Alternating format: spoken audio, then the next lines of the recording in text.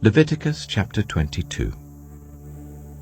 The Lord said to Moses, Tell Aaron and his sons to treat with respect the sacred offerings the Israelites consecrate to me, so that they will not profane my holy name. I am the Lord. Say to them, for the generations to come, if any of your descendants is ceremonially unclean and yet comes near the sacred offerings that the Israelites consecrate to the Lord, that person must be cut off from my presence. I am the Lord. If a descendant of Aaron has a defiling skin disease or a bodily discharge, he may not eat the sacred offerings until he is cleansed. He will also be unclean if he touches something defiled by a corpse or by anyone who has an emission of semen, or if he touches any crawling thing that makes him unclean, or any person who makes him unclean, whatever the uncleanness may be. The one who touches any such thing will be unclean till evening. He must not eat any of the sacred offerings unless he has bathed himself with water. When the sun goes down, he will be clean, and after that he may eat the sacred offerings, for they are his food. He must not eat anything found dead or torn by wild animals, and so become unclean through it. I am the Lord. The priests are to perform my service in such a way that they do not become guilty and die for treating it with contempt. I am the Lord who makes them holy. No one outside a priest's family may eat the sacred offering, nor may the guest of a priest or his hired worker eat it. But if a priest buys a slave with money, or if slaves are born in his household, they may eat his food.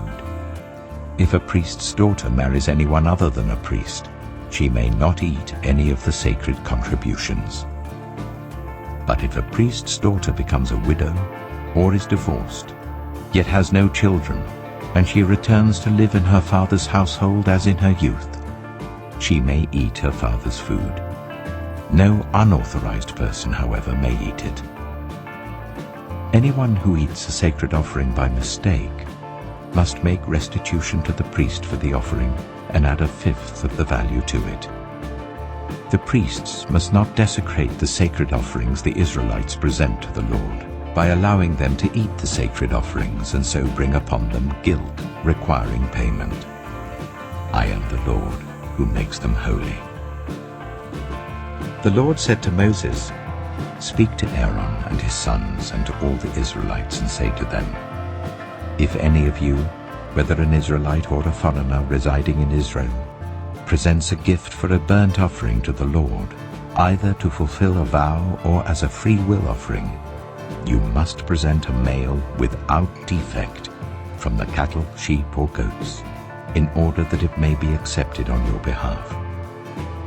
Do not bring anything with a defect, because it will not be accepted on your behalf.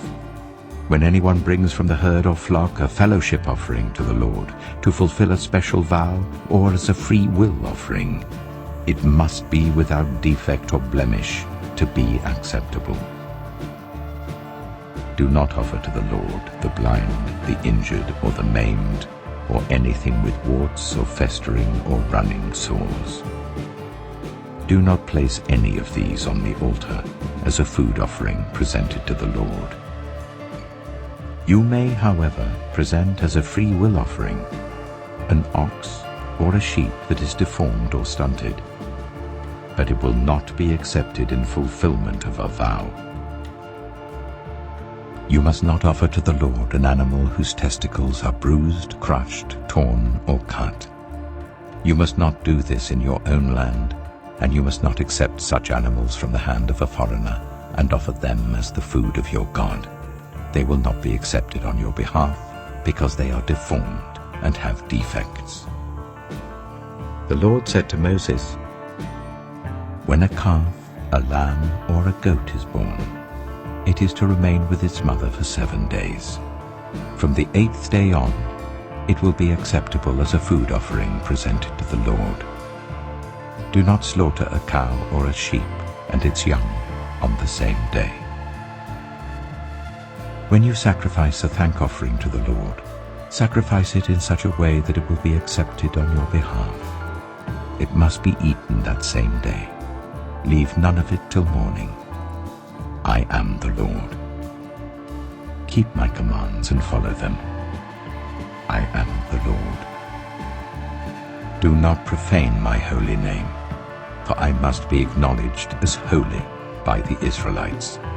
I am the Lord who made you holy, and who brought you out of Egypt to be your God. I am the Lord.